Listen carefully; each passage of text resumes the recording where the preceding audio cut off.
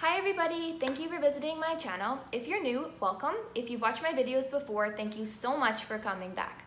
In today's video, I wanted to share with you my cleanup crew in this 32-gallon brackish water aquarium. Now, it's a little bit more challenging than freshwater as many species of fish cannot survive in this type of environment, but I have found a few and I wanted to share my tips and tricks I've learned along the way, so hopefully you enjoy. Let's get to it.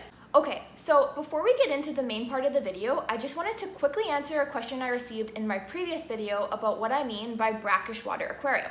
So what I mean is that my tank does have a little bit of salt in it. Now, it doesn't have enough salt to make it a marine or a reef tank, but it does have a little bit. Now, these type of environments are found in areas where there's mixing of freshwater and saltwater, such as an estuary.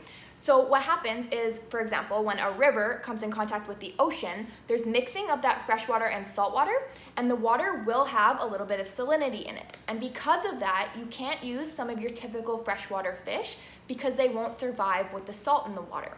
So an example of those fish are plecos, Siamese algae eaters. So please do not put them in the brackish water aquarium because they won't survive. After doing a lot of research on a brackish water aquarium, I found two different options that'll work in my tank. So the first one we're going to talk about is a Nerite snail. I have 4 of them in this 32-gallon aquarium, and their job is to clean the inside of my glass and my ornaments, and sometimes the substrate, although I personally will pick them off the substrate and put them onto an ornament, just because I have 2 figure-8 puffers in this tank, and I'm scared that if the snail were to flip over, they'll become puffer food. So I personally will pick them up off the substrate and put them back onto an ornament, but you don't necessarily need to do that. Now, one more, these right here, the puffer fish are super friendly. Now, one more thing I wanted to add is that Nerite snails can also survive in the freshwater aquarium. I had them in my freshwater tank as well, and I actually would recommend them in there because they need brackish water to reproduce. So in the freshwater tank, they won't take over the aquarium, whereas in this one, you will see eggs periodically, and I will show you that. I'll input a video right now of the Nerite snail eggs. Okay, so like I mentioned, if you do keep Nerite snails, you're gonna find eggs on the glass, on the back of the tank, on your ornaments, and that's totally fine. I've never had them actually hatch. I usually see the pufferfish eating the eggs directly off the tank, and I've never had an issue with that in the brackish tank. Okay, so I actually managed to find one. He's just in the back there, cleaning my coral ornament. Okay, so now that we've talked about the benefits of housing a Nerite snail in your tank, I just wanted to share with you how to actually integrate them into your aquarium. So after you've acclimated them, I personally will drip acclimate them as I do like a regular fish. So once they're acclimated to brackish water, I don't recommend just dropping them in the tank, especially if you have figure-8 pufferfish, green spotted puffers, anything like that, because they're gonna think you're feeding them fresh snails. So what I would recommend is putting them directly onto an ornament and doing this when the lights are off. So this allows the Nerite snails to be active since they move around mostly during the night. This allows them to move around and find a hiding place and kind of get acquainted with their new surroundings without being faced with a predator right away, which is the pufferfish.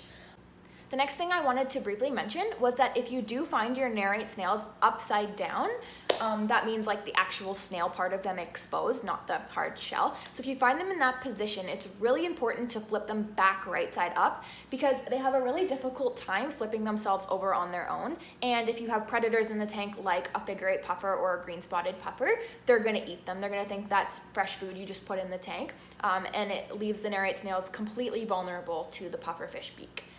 To pull them out of their shell. So the last tip that I wanted to give you guys about Nerite snails was that they're very active at night and they are master escape artists. If you do not have a lid on your tank, you're gonna find them on the outside of the glass, you're gonna find them in your filter cartridge, you're gonna find them on the back of your tank, you're gonna find them everywhere. So if you're gonna house these guys, I would highly recommend keeping a lid. Okay, so I managed to find another one. He's way back in the corner there. So like I said before, if you're gonna have Nerite snails, a lid is pretty important, and they do get into your filter chamber as well. So I'll have to pick him out of there and put him back into the main tank, and I'll put him on an ornament, not on the glass, or just drop him in, because then he would turn into puffer food. And now that we've talked about the glass and the ornaments, I wanted to share with you guys what I found to help me clean the substrate. So I had a hard enough time even finding fish that could survive in a brackish aquarium, let alone one that could help me clean the tank a little bit.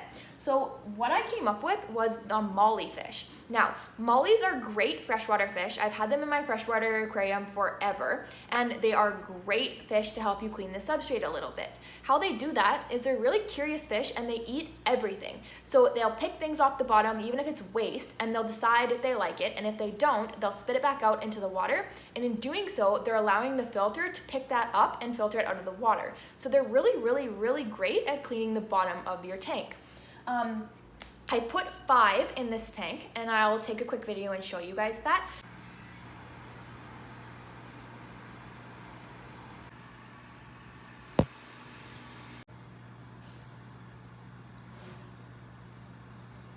That's it for today's video. Thank you so much for watching. If you have any questions or suggestions for me, please don't hesitate to leave them in the comment section below, and I will do my absolute best to answer them.